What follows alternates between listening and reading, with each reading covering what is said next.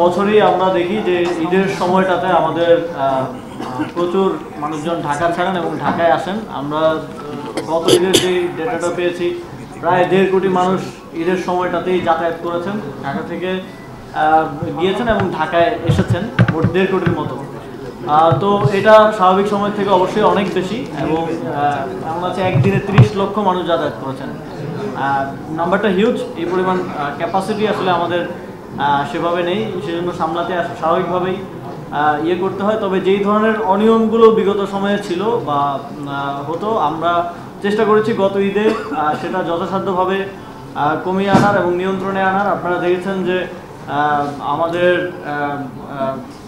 বিদ্যুৎ উপদেষ্টা মহোদয় আছেন, তারপরে আমি নিজেও গিয়েছিলাম। এছাড়া আমাদের স্বরাষ্ট্র উপদেষ্টা, তিনি বাসে বাসে গিয়ে দেখেছেন যে আরও বেশি নেওয়া হচ্ছে কিনা।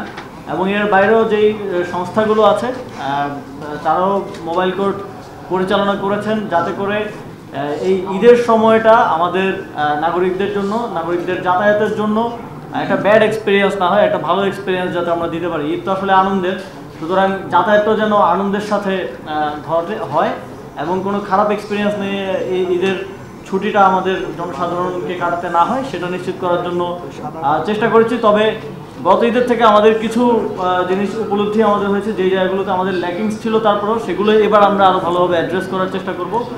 এবার অ্যাডেড, যেহেতু কোরবানির ঈদ, আপনারা জানেন যে কোরবানির হাট থাকবে এবং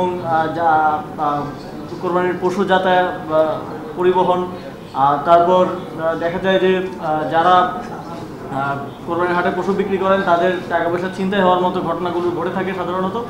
সেগুলোকে অ্যাড্রেস করার জন্য এখানে সকল অংশীজনদেরকে নিয়ে আলোচনা হয়েছে এবং সবাইকে তাদের টাস্ক এবং কাজগুলো বুঝিয়ে দেওয়া হয়েছে। আশা করি সবাই যথাযথভাবে দায়িত্ব পালন করলে একটা সুন্দর ঈদ যাত্রা এবং ঈদের এক্সপিরিয়েন্স আমরা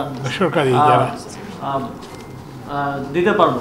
এবং এই ক্ষেত্রে শুধু সরকারি না, বেসরকারি, রাজনৈতিক থেকে শুরু করে সামাজিক সংগঠন যারা কনসার্ন আছেন, সকলের সহযোগিতা আমাদের যাত্রী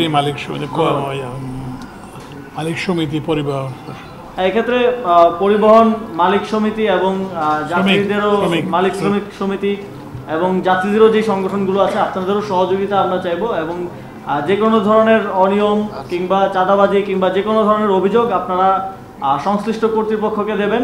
আমাদের সকল সংশ্লিষ্ট কর্তৃপক্ষকে নির্দেশনা দেওয়া আছে, পুলিশ থেকে শুরু করে আইনশৃঙ্খলা বাহিনী, সবাইকে নির্দেশনা দেওয়া আছে, যাতে করে এগুলোর ক্ষেত্রে কুইক রেসপন্সটা দেওয়া যায়। ধন্যবাদ।